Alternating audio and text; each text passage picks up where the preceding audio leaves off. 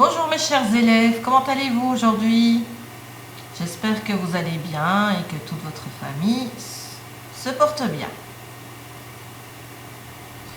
Alors aujourd'hui, nous allons faire la correction ensemble de l'évaluation formative que vous avez dû faire par rapport à la leçon de conjugaison qui portait sur l'imparfait.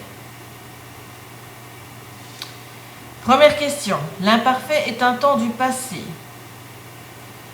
Bien sûr, c'est un temps du passé.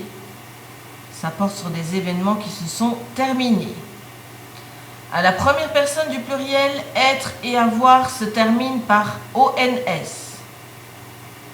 Bien sûr que c'est faux. La terminaison est IONS. À l'imparfait, rappelez-vous, on n'oublie pas ce fameux I à la première personne du pluriel et à la deuxième personne du pluriel. À la deuxième personne du pluriel, le verbe être devient être. Tout à fait faux. Être, c'est la forme du présent. À l'imparfait, c'est vous étiez. Les terminaisons de l'imparfait sont les mêmes pour être et avoir. Correct. Les terminaisons sont d'ailleurs les mêmes pour tous les verbes à l'imparfait. À l'oral, les trois premières personnes du singulier se disent de la même façon. Tout à fait, les terminaisons AIS, AIS, AIT se prononcent et de la même manière, d'ailleurs que la troisième personne du pluriel. Alors, maintenant l'application. On vous avait proposé plusieurs phrases et on vous demandait la forme proposée convient-elle. Première phrase, William était le chef de la bande. Est-ce que cette forme est correcte? Tout à fait. Troisième personne du singulier, terminaison à l'imparfait, AIT. Et c'est bien le verbe être qu'il fallait mettre.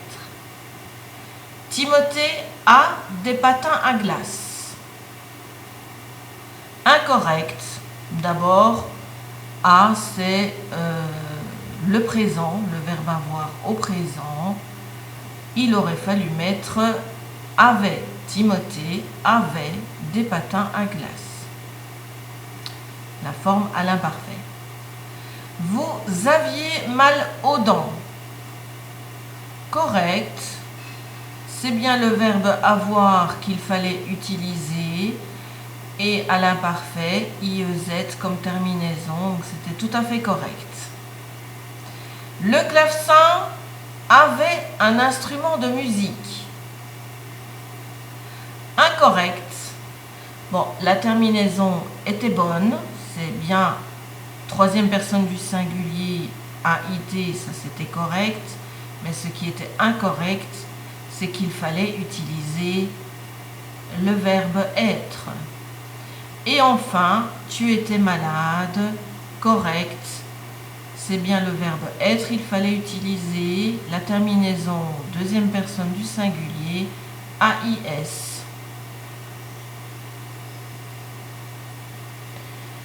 Voilà, nous sommes arrivés à la fin de la correction de l'évaluation formative. S'il y a quelque chose que tu n'as pas compris encore, n'hésite pas à m'envoyer un petit message, je reste à ta disposition. À bientôt.